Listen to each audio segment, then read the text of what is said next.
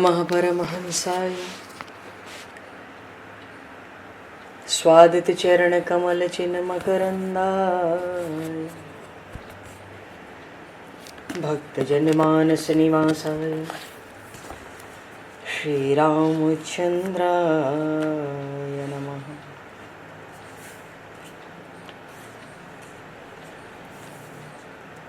वंदे विदेहतनया पदपुंडरीकं केशौरसौरभसमाहत योगिचेतं हन्तुं प्रतापमनिशं मुनिहंससेव्यं सन्मानशालिपरिपीत परागपुञ्जम्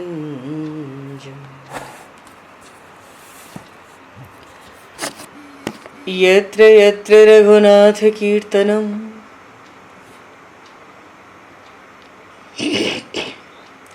तत्र तत्र कृतमस्तकाञ्जलिं बाष्पवारि परिपूर्णलोचनं मारुतं नमत राक्षसान्तकं कुन्द इंदुसमदेह उमारमण करुणायन जाहि दीन परनेह करहु कृपा मर्दन मयन।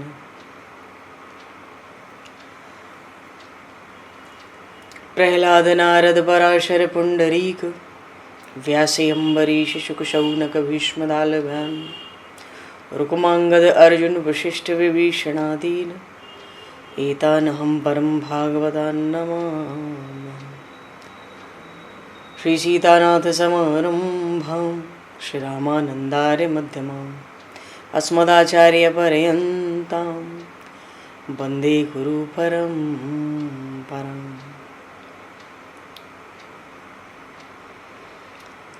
वर्णानामर्थसंज्ञानां रसानां छन्दसामपि मङ्गलानां च कर्तारो वन्दे वाणी विनायकौ।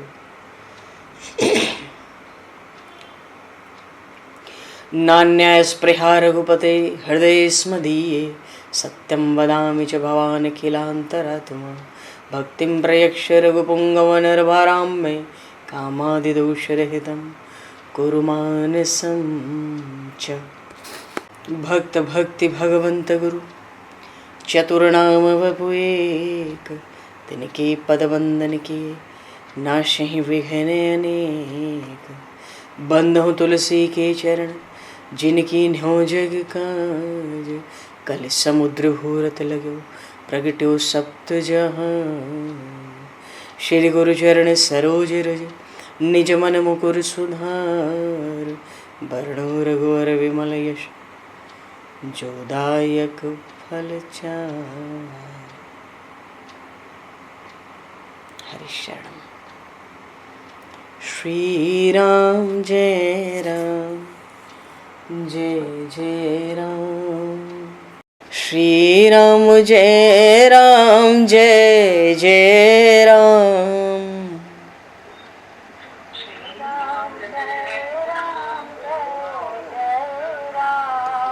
श्री राम जय राम जय जय राम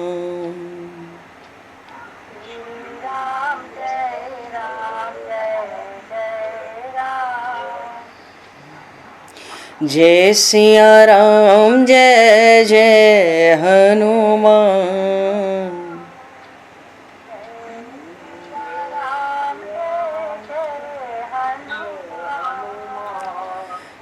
श्री गुरु रामानंद भगवान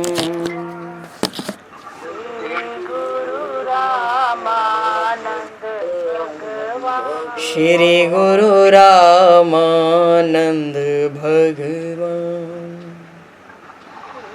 गुरु रामानंद श्री राम जय राम जय जय राम। श्री राम जय जय राम। जय सिया राम जय जय सिया राम। जय सिया राम जय सिया राम। जय सिया राम जय जय सिया राम। जय सिया राम जय सिया राम। बोली सियावर रामचंद्र भगवान की जय। संपूर्ण राम दरबार की जय। श्री अवध मिथिला धाम की जय। श्री बांके बिहारी लाल की जय। 84 कोस ब्रजमंडल धाम की जय। श्री रामचरितमानस जी महाराज की जय। श्रीमन्नाम महाराज की जय। श्री पंडरीनाथ भगवान की जय। कली पावन अवतार गोस्वामी तुलसीदास जी महाराज की जय।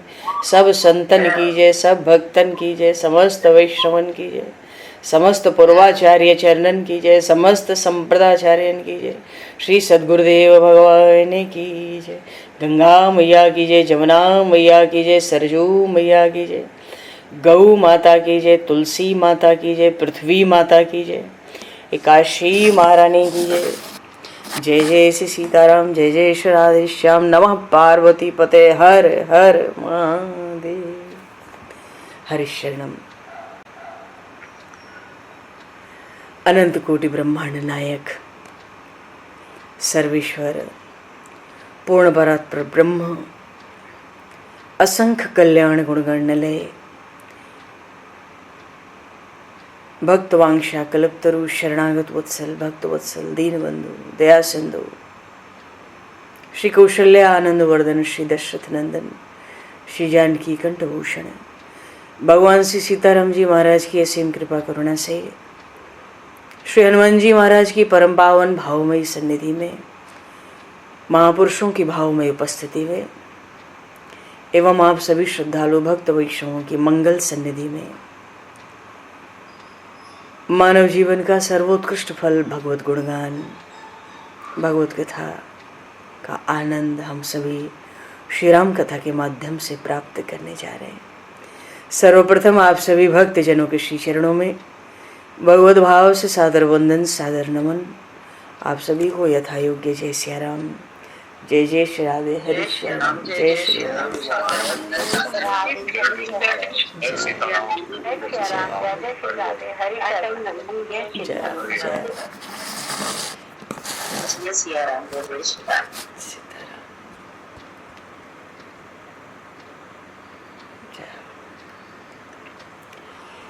श्री रामचंद्र चरणों मनसा स्मरामि।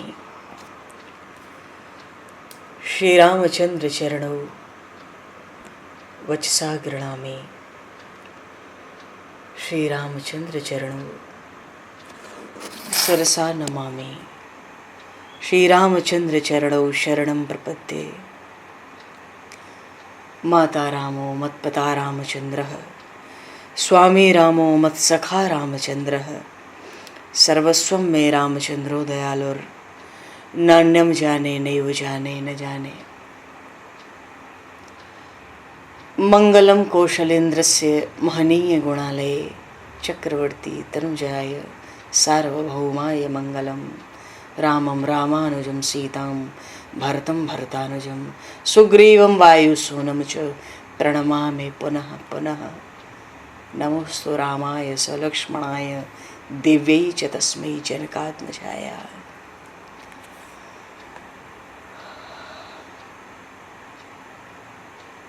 हरिशरणम। आज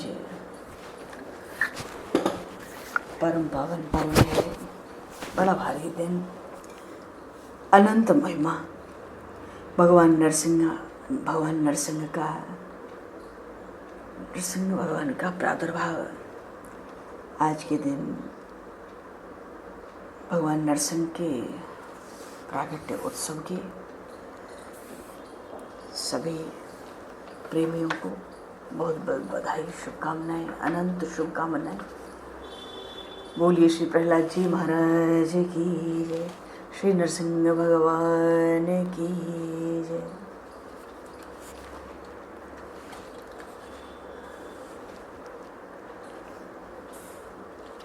श्री नरसिंह भगवान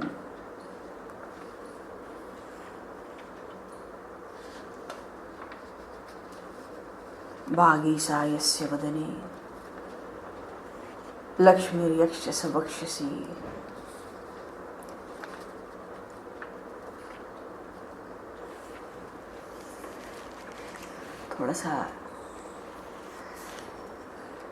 थोड़ा सा भगवान नरसिंह को हम लोग नमन करते हुए राम कथा में चले, क्योंकि कथा में जाके लौटना थोड़ा सा। बोलिए श्री प्रहलाद जी महाराज की जय। देखो, भगवान नरसिंह का जो प्राकट्य है, इससे बड़ा उपदेश मिलता है कि भगवान केवल निष्काम प्रेम भक्ति से ही प्रसन्न होते हैं।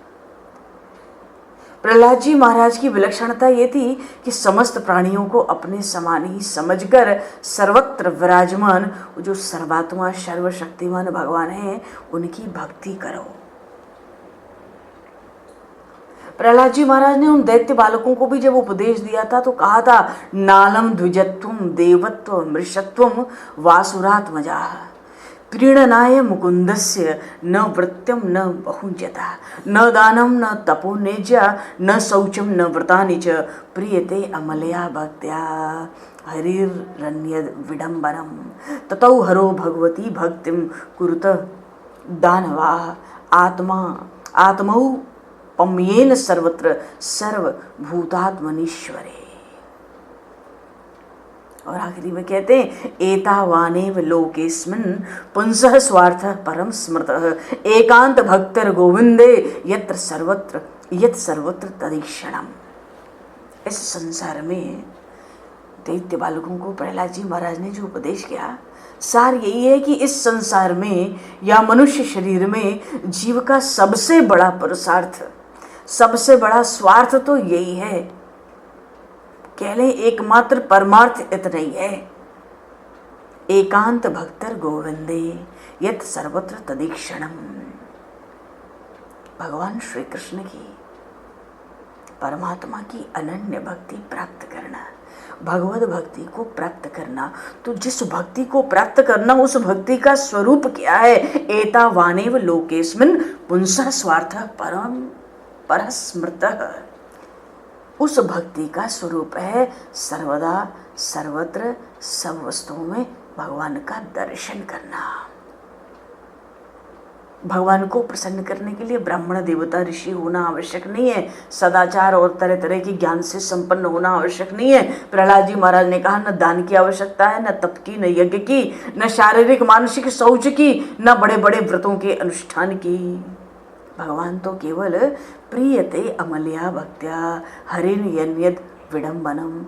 भगवान केवल निष्काम प्रेम भक्ति से प्रसन्न होते हैं, और उस भक्ति का स्वरूप है सब जगह एक ही परमात्मा का दर्शन करना। सब जड़ चेतन कोई पदार्थ हो, सब में भगवत दर्शन करना। हिरण्यकश्यप ने प्रहलाद जी को बड़ा कष्ट दिया।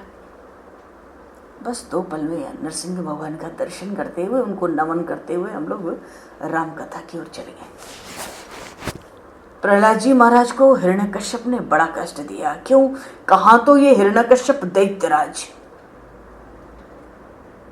और कहाँ देवताओं से भारी शत्रुता, और उसमें भी कहाँ ये सीधे भगवान का भजन पूजन करने वाला, वो भी निरंतर लीन होके समाधिस्थ होकर। हिरण्यकश्यप ने प्रहलाद से कहा, हे अभागे, तूने मेरे सिवा जो और किसी को जगत का स्वामी बतलाया है, सो देखूं तो तेरा वो जगदीश्वर कहाँ है?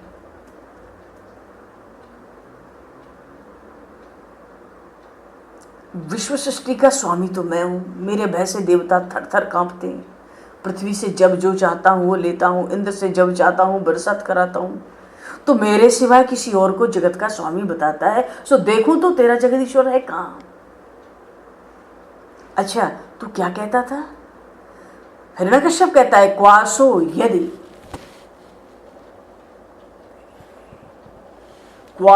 यदि स सर्वत्र कस्मात् स्तंभे न दृश्यते। देखूं तो तेरा स्वामी कहाँ है? और तू तो कहता था ना, बिल्कुल कहता था कि वो सर्वत्र है, तो इस खंबे में क्यों नहीं दिखता? अच्छा, तुझे इस खंबे में दिखाई देता होगा। हिरण्यकश्यप क्रोध से व्याकुल हो रहा है। तुझे इस खंबे में दिखाई देता होगा। अच्छा, तुझे दिखाई देता है, अब उसको तो विश्वास है खंबे में नहीं है।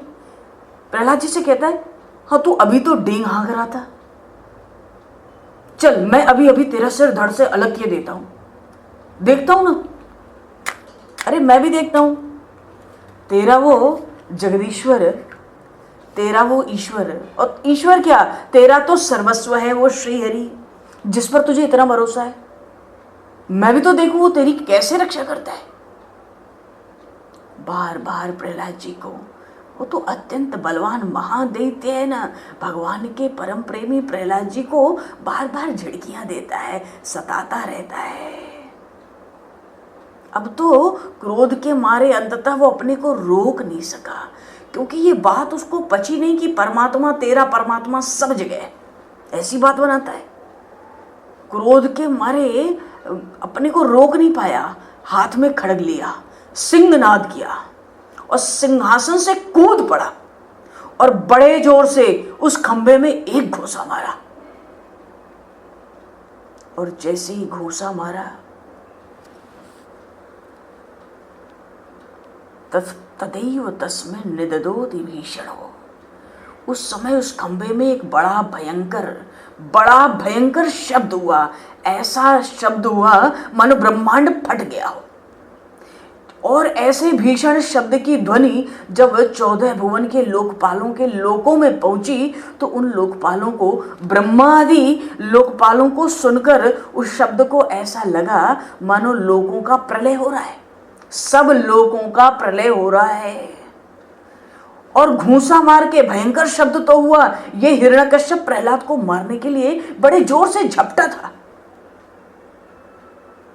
उसी समय उन दैत्य सेनापतियों को भी ना भय से कपा देने वाला वो अद्भुत और अपूर्व जो घोर शब्द था ना, उसको सुनकर थोड़ा हिरण्यकश्यप घबराया हुआ सा देखने लगा।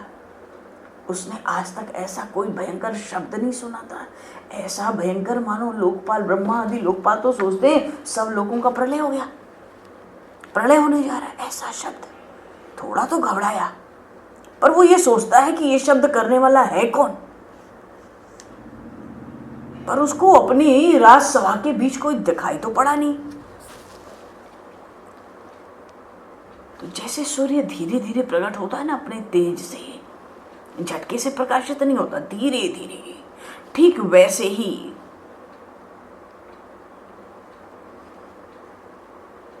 सब पदार्थों में, जड़ चेतन कुछ भी हो अनंत ब्रह्मांड में, उन सब में अपनी व्यापकता को दिखाने के लिए परमात्मा ये दिखाना चाहता है मैं कण कण में व्याप्त हूं। अपनी व्यापकता को दर्शाने के लिए सभा के भीतर उसी खंभे में जहां से वो बड़ा भयंकर शब्द हुआ था ना, बड़ा ही विचित्र रूप धारण करके भगवान प्रकट हुए। वो रूप न तो पूरा पूरा सिंह का ही था और न वो रूप पूरा पूरा मनुष्य का ही था। बोले श्री नरसिंह भगवान की जय, श्री प्रहलाद जी महाराज की जय। हिरण्यकश्यप उस समय प्रभु धीरे धीरे स्वरूप से प्रकट हुए। हिरण्यकश्यप उस समय उस भयंकर शब्द करने वाले को इधर उधर खोज रहा था। खोज क्यों रहा था? भगवान बड़े धीरे धीरे अपने तेज से प्रकाशित हुए, केवल अपनी व्यापकता को सिद्ध करने के लिए। और उसी समय जब ये खोज रहा था ना, खंभे के भीतर से निकलते हुए उस अद्भुत प्राणी को उसने देखा। सोचने लगा, ओह ये न तो मनुष्य है न पशु है, ये नरसिंह के रूप में कौन सा अलौकिक जीव है। हिरण्यकश्यप उधेड़ बुन में लगा और उसी समय उसके बिल्कुल सामने ही नरसिंह भगवान खड़े हो गए। बोले श्री नरसिंह महाराज की जय। रूप बड़ा भयानक है उनका, वो रूप अत्यंत भयावना था। ऐसा लगता तपाया हुआ सोना, तपाए हुए सोने के समान पीली पीली तो भयानक आंखें थी।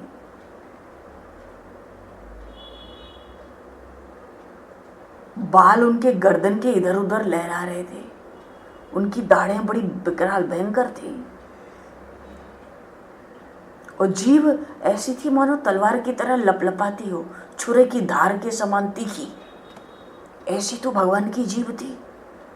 भौं टेढ़ी, मुख और भी भयंकर दारुण, कान ऊपर की ओर उठे, फूली हुई नासिकाएं, खुला हुआ मुख है, ऐसा लगता पहाड़ की कोई गुफा है। अद्भुत जान पड़ता था भगवान नरसिंह का वो स्वरूप, बड़ा विशाल स्वरूप, मानो ऊपर से तो स्वर्ग को स्पर्श करना चाहते हैं। गर्दन कुछ मोटी नाटी सी, छाती चौड़ी, कमर बड़ी पतली, चंद्रमा की किरणों के समान जो चांदनी होती ना, ऐसे तो रोए थे उनके शरीर पे, वो चमचम चमक रहे थे। और चारों ओर नरसिंह भगवान की सैकड़ों भुजाएं फैली हुई थी। उन सैकड़ों भुजाओं में बड़े बड़े नख, कोई आयुध नहीं था, केवल नख। सैकड़ों भुजाओं में वो नख थे उंगलियों में, जो आयुध की तरह काम देते थे। उनके पास फटकने तक का उस सभा में किसी को साहस नहीं हुआ।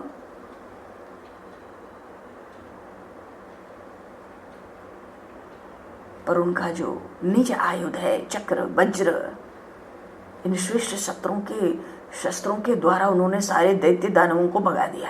हिरण्याकश्यप सोचने लगा, हो न हो ये तो महामायावी विष्णु होगा, मुझे मार डालने के लिए ये ढंग रचा है इसने।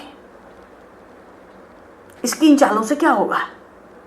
वो तो सिंहनाद करता हुआ वो दैत्यराज हिरण्याकश्यप हाथ में गदा लेकर, पहले उसने प्रहार किया। हाथ में गदा लेकर इस दुष्ट ने नरसिंह भगवान पर ये टूट पड़ा।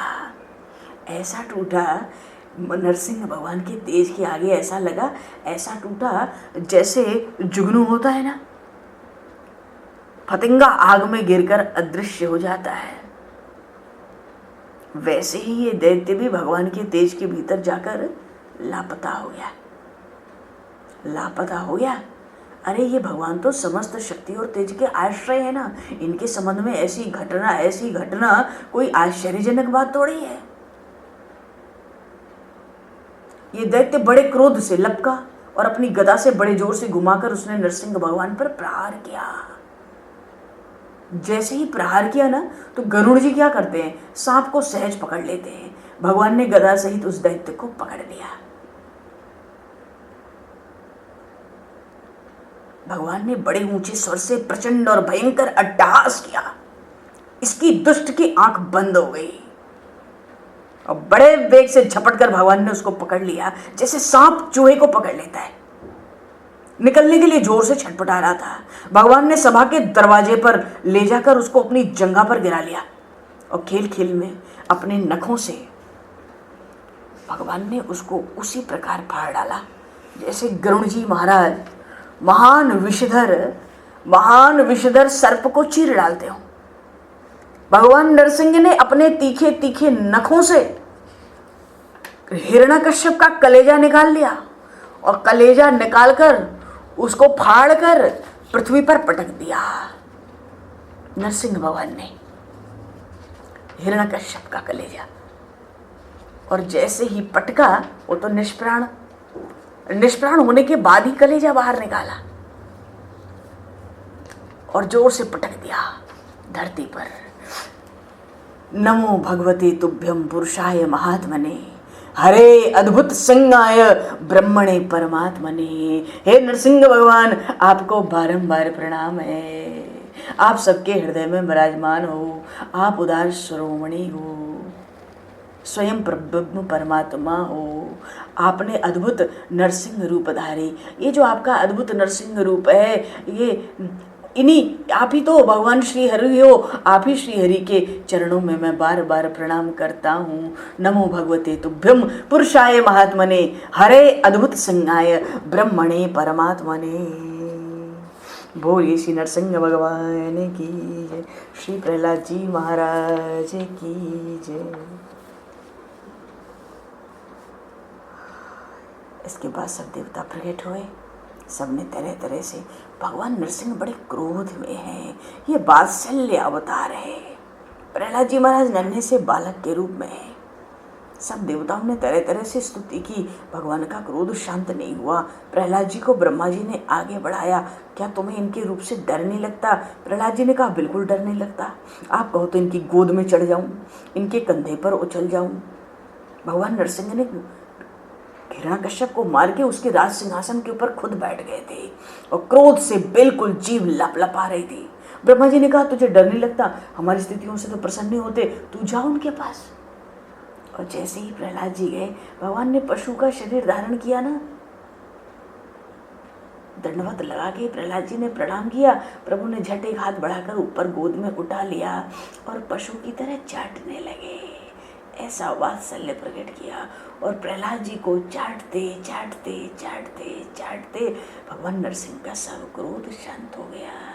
बोलिए श्री नरसिंह भगवान की जय, श्री प्रहलाद जी महाराज की जय। मानो भगवान ने इस अवतार में अपनी व्यापकता सिद्ध की। भगवान कण कण में व्याप्त है। बोलिए श्री सीताराम जी महाराज की जय, गोस्वामी श्री तुलसीदास जी महाराज की जय। चलो भैया हम लोग मिथिला चलेंगे, भगवान नरसिंह को नमन करते हुए मिथिला चलेंगे। आज भगवान नरसिंहदेव का प्रागट्य उत्सव, सभी को अनंत शुभकामनाएं, अनंत कोटि बधाइयाँ। अच्छा, तो मिथिला में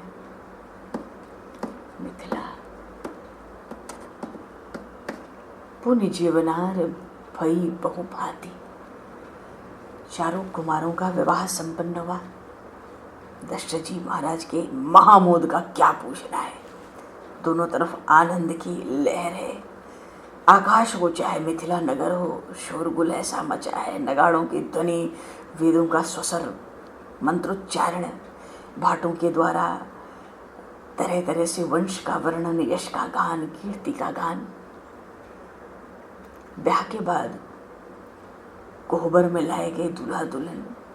बोलिए श्री दूल्हा दुल्हन सरकार की जय, चारों दूल्हा चारों दुल्हन।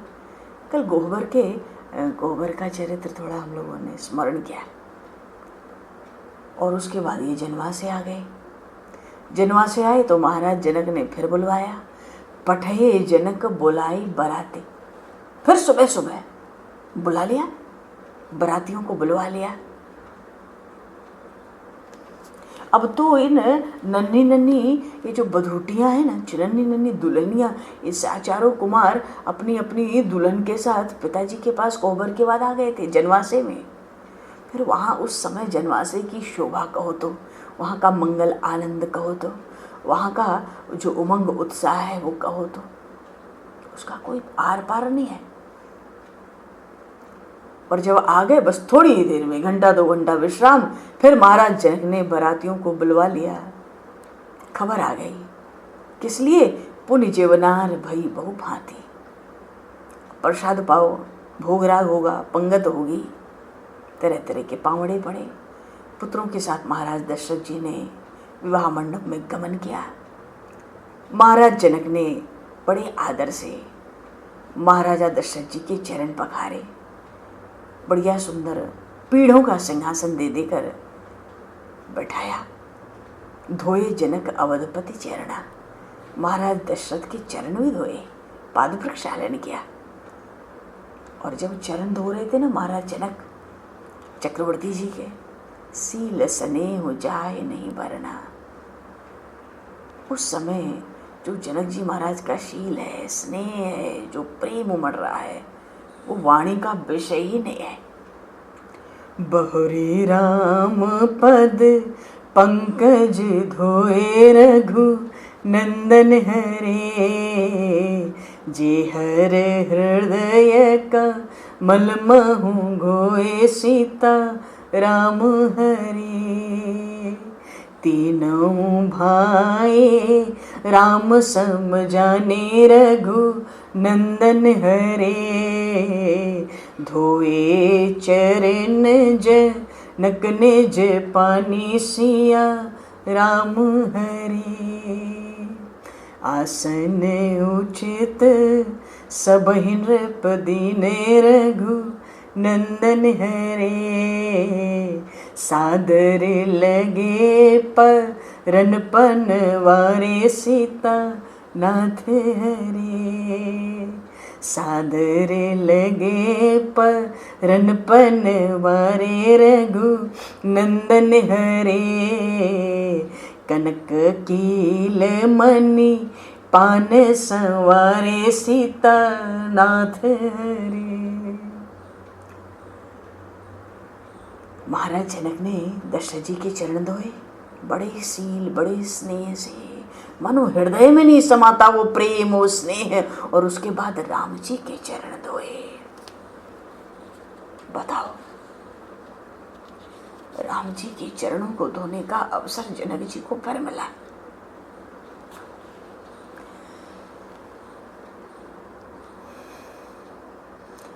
लागे पखार न पाए पंकज प्रेम तन फुल कावली। और जैसे ही राम जी के चरण धोए, अरे ये चरण तो पूर्ण परात्पर ब्रह्म के है ना। हरिशरण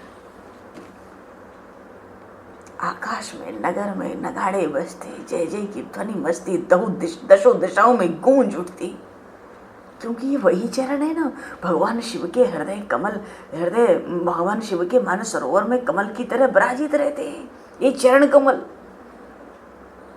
एक बार स्मरण कर लो तो हृदय की सब कलुषता वासना मिट जाती है।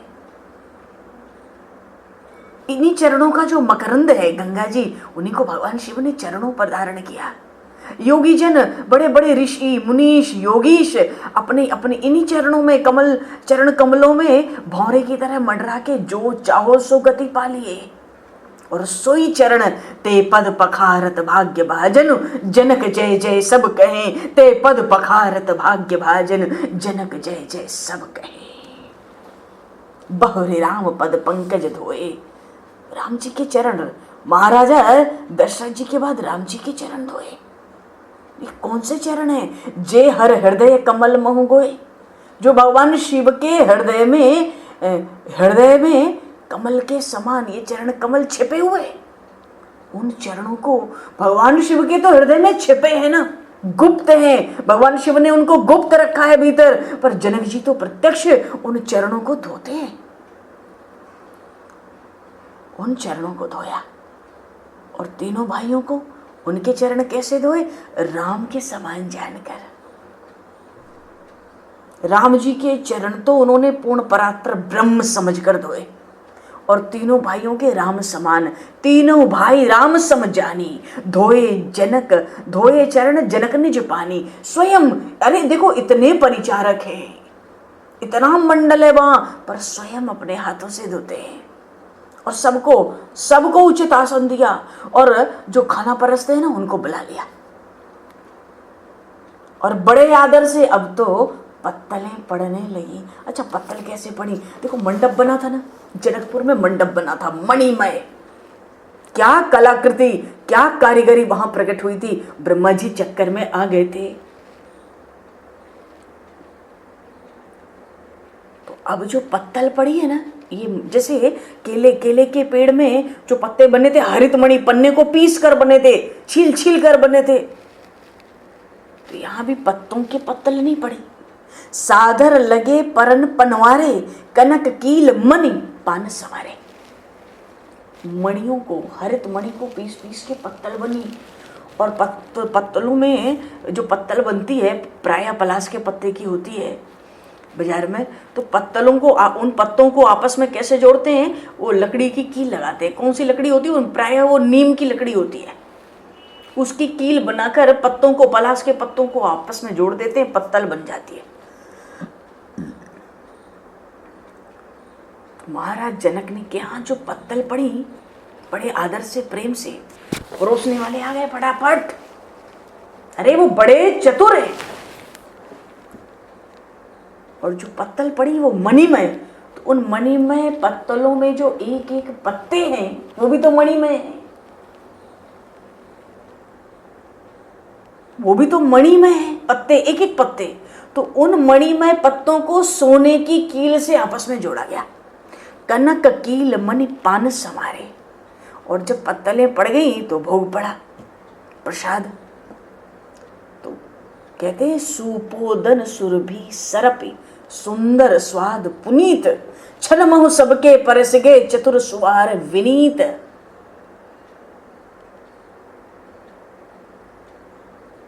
सुवार कहते हैं बड़े कुशल, बड़े निपुण रसोई करने वालों को। देखो, एक तो रसोई होती है, भोजन बनता है, उसमें भी बड़ी कला कारीगरी चाहिए, और दूसरे परसने वाले में भी बहुत चाहिए। परसने वाले को भी बहुत कुछ ध्यान देना पड़ता है, बढ़िया परस के प्रेम से पवाना है। तो ये बड़े चतुर हैं जिनको महाराज जनक ने नियुक्त कर रखा है। और क्षण में जितना भोग राग बना था सब परस दिया सबको। सुपोदन मानो दाल बना है, चावल बना है, और सुरभि घी डाला है। सुरभि गैया का, कामधेनु गैया का, उसमें घी डाला है। और ये केवल घी ही नहीं है, तो सुरभि है। जो चाहो सो पदार्थ पाओ, जो चाहो सो भोग पाओ। तो सबसे पहले तो चावल दाल और घी, मानो खिचड़ी, चावल दाल, सुपोदन, सूप उदन, चावल और दाल का व्यंजन बना, वो थी खिचड़ी, और उसमें पड़ा सुगंधित घी। सुपोदन सुरभि सरपि, सुंदर स्वाद पुनीत। अब सुरभि है तो मानो घी की बढ़िया सुगंध है, तो नाक के लिए तो बढ़िया सुगंध है, और बड़ा सुंदर है, देखने में भी वो व्यंजन बड़े सुंदर हैं, और जिह्वा के लिए स्वाद में भी वो बड़े सुंदर हैं, और भीतर जाके बड़े पवित्र हैं, भीतर बाहर पवित्रता से एकदम अंतःकरण को शुद्ध कर देने वाले, ऐसा प्रेम है। और उसके बाद पहले तो खिचड़ी आई, और उसके बाद तरह तरह के व्यंजन पड़ने लगे। इतने चतुर सुवार थे, इतने चतुर परोसने वाले थे कि क्या पूछना है। भगवान खिचड़ी खाने बैठे। बोलिए श्री राघवेंद्र सरकार की, चारों भैयन की जय। ये बात हुई। सुपोदन सुरभि सरपि सुंदर स्वाद पुनीत। आंखों को भी बढ़िया लगता है, नाक को भी सुगंध से बढ़िया लगता है, देखने में बढ़िया लगता है, खाने में बढ़िया लगता है, और पवित्र का पवित्र। और क्या चाहिए। तो जब सब परस दिए गए तो पंचकवल करी जीवन लागे। पंचकवल 5 प्राण भीतर हैं। बात ये है ना कि जीव, ये पंचकवल क्या होता है। प्राणाय स्वाहा, अपानाय स्वाहा, व्यानाय स्वाहा, उदानाय स्वाहा, समानाय स्वाहा।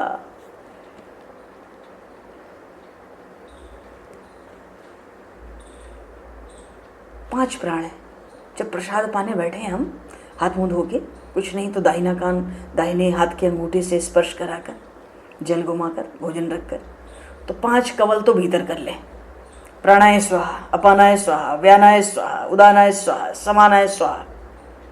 ये किसको खवाना है। प्राणों को, जो 5 प्राण भीतर है। बात तो यह है कि जीव तो परमात्मा का अंश है, साक्षात ब्रह्म स्वरूप है। जीव तो भोगता है नहीं, भोगने वाला नहीं है, वो तो दृष्टा है, वो तो साक्षी है शरीर के कर्मों का, वो तो ब्रह्म स्वरूप है, उसको क्या खाना क्या पीना है। इसलिए वेदों में ये व्यवस्था है। ये पंचकवल इसको कहते हैं। 5 कौर बेर के बराबर, आंवले के बराबर, अधिक से अधिक इतना लेके पहले मुंह में डालते हैं, एक एक करके। प्राणाय स्वाहा, अपानाय स्वाहा, व्यानाय स्वाहा, उदानाय स्वाहा, समानाय स्वाहा। वो हम नहीं खा रहे, कौन खा रहा है। प्राण। बात यह है कि हम तो ब्रह्म स्वरूप हैं। इसके पीछे जो भाव है वेदों का, हम तो ब्रह्म स्वरूप हैं, दृष्टा है, साक्षी, हमें तो भोजन की आवश्यकता नहीं। हाँ, भोजन से प्राण की रक्षा होती है, प्राण को भोजन की आवश्यकता है। तो बड़े आदर से 5 कौर, 5 पंचकवल करी जेवन लागे। सब बरातियों ने पंचकवल किया, 5 प्राणों को दिया, और उसके बाद पीछे प्रसाद पाने लगे। और जब खाने लगे तो अब उठ के तो जा नहीं सकते। गारी गान सुने अति अनुरागे। अब तो गारियां होने लगी। देखो, ये भी मंगल है। हर चीज का ऐसा नहीं है ब्रह्मा जी ने सृष्टि में जो चीजें बनाई हैं वो सबका निषेध ही है, ये बात बिल्कुल हो नहीं सकती। अब जैसे द्युत है, दिवाली के दिन रात को द्युत खेलने अभी कहा गया है, शास्त्र सम्मत कहा गया है। भाव यह है कि जितनी चीजें, फागुन का मास आता है, गारी गान आरंभ हो जाता है, शास्त्र सम्मत कहा गया है भाई। तो गारी गान, विवाह में जब गारी मिल जाए तो समझ लो कि विवाह के बाद जीवन सुखमय रहे। जिसको मित्र से, प्रेमी से गाली सुनने को मिल जाए, उसको फिर शत्रु से गाली सुनने को मिलती नहीं है। और इसमें बड़ा रस होता है, बड़ा अपनापन होता है। जब ये पंचकवल करके प्रसाद पाने लगे, भोजन करने लगे, तो वहां जो सौभाग्यवती स्त्रियां हैं मिथिला की, जनकपुर की, वो गाली देने लगी। अब गाली सुनने तो बड़ा आनंद आ रहा है, बड़ी मधुर लग रही है। बारातियों को गाली बड़ी मधुर लग रही है, ऐसी मधुर लग रही है कि अनुराग में भर गए गाली सुनते सुनते।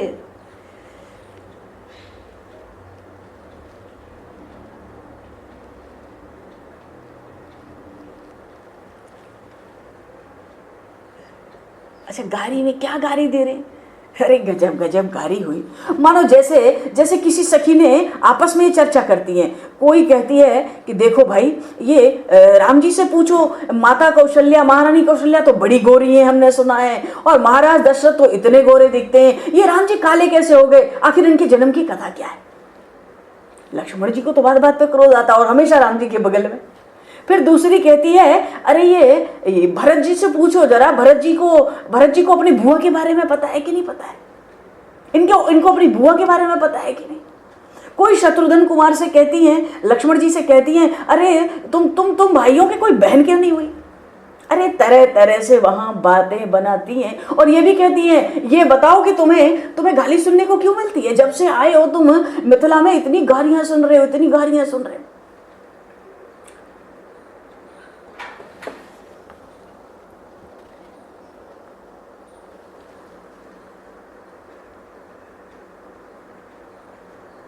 ऐसी गारी हुई, ऐसी ऐसी गारी होने लगी। तो प्रेम की रसमयी पौनाई कही गई है विवाह के उत्सव में, गारी गान सुन अति अनुरागे।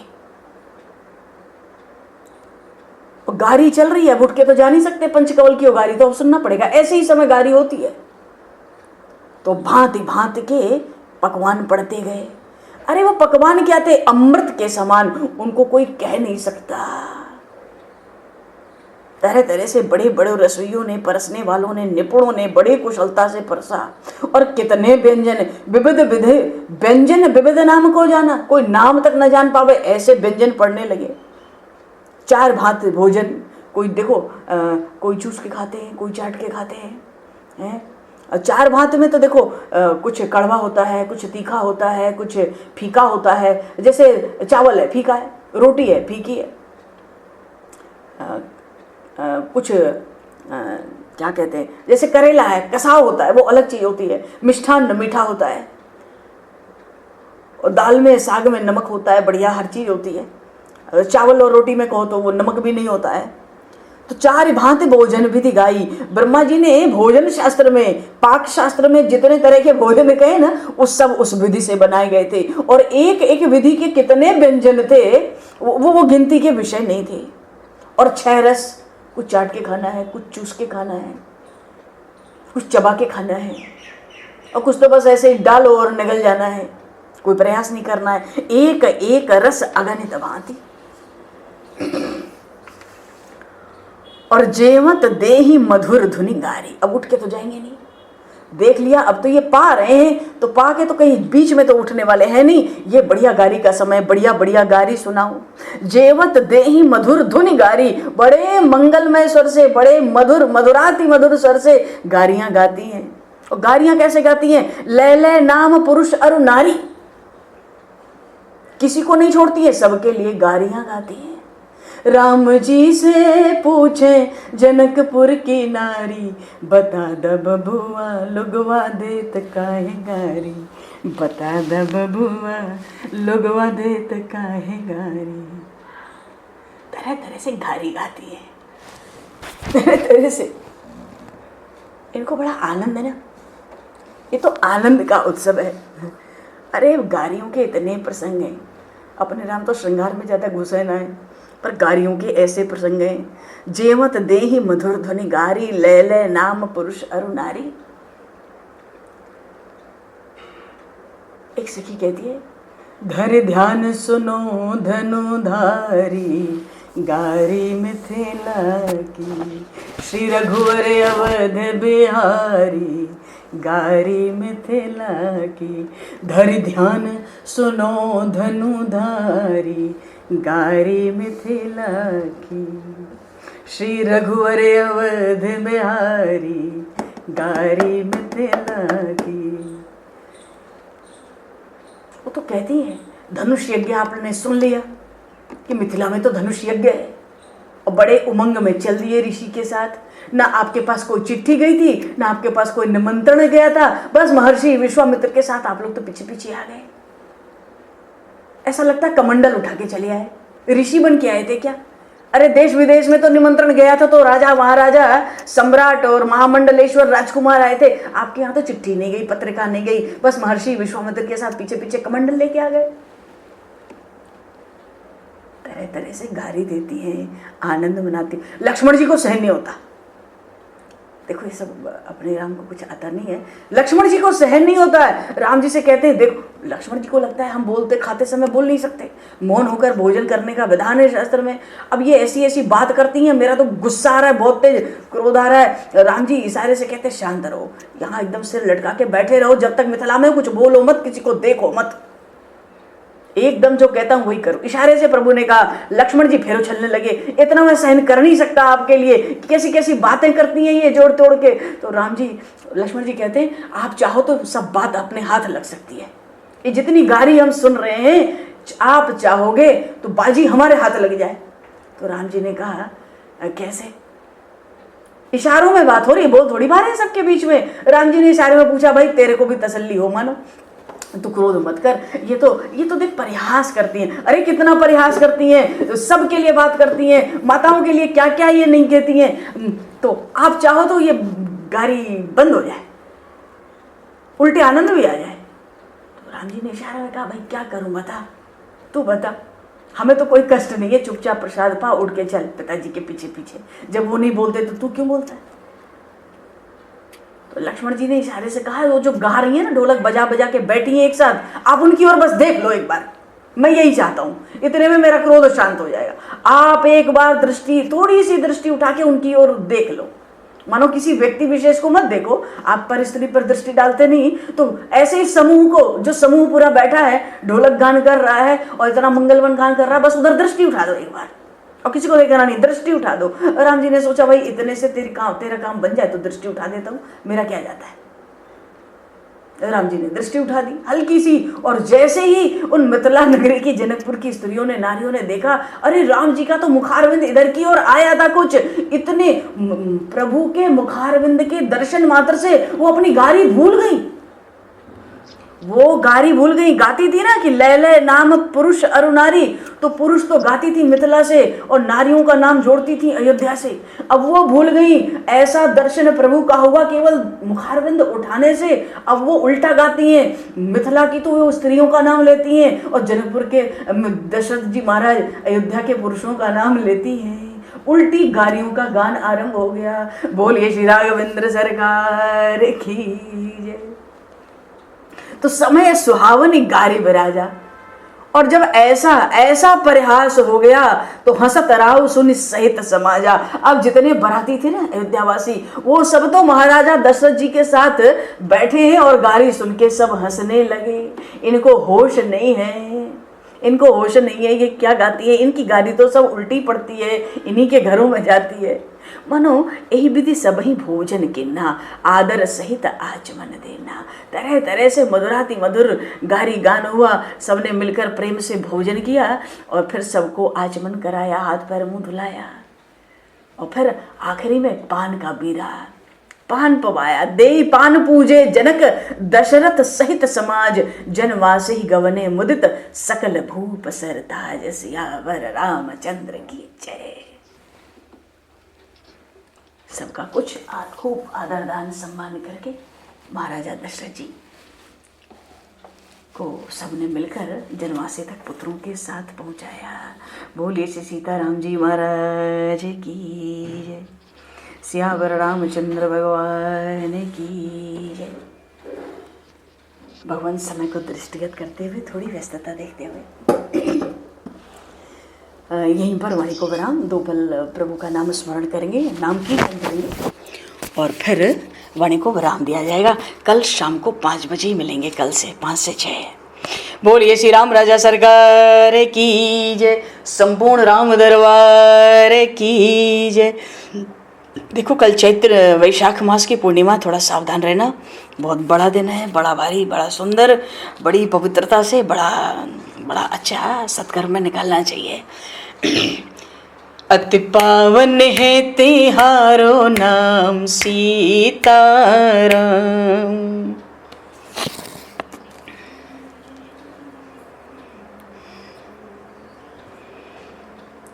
अति पावन है तिहारो नाम सीताराम।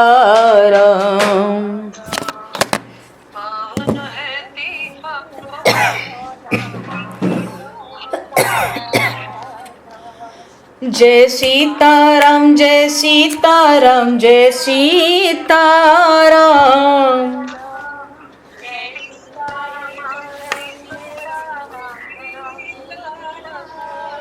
जय सीताराम जय सीताराम जय सीताराम। जय सीताराम जय सीताराम जय सीताराम। अति पावन है तिहारो नाम सीताराम। मन भावन है तिहारो नाम सीताराम। जय सीताराम जय सीताराम जय सीताराम।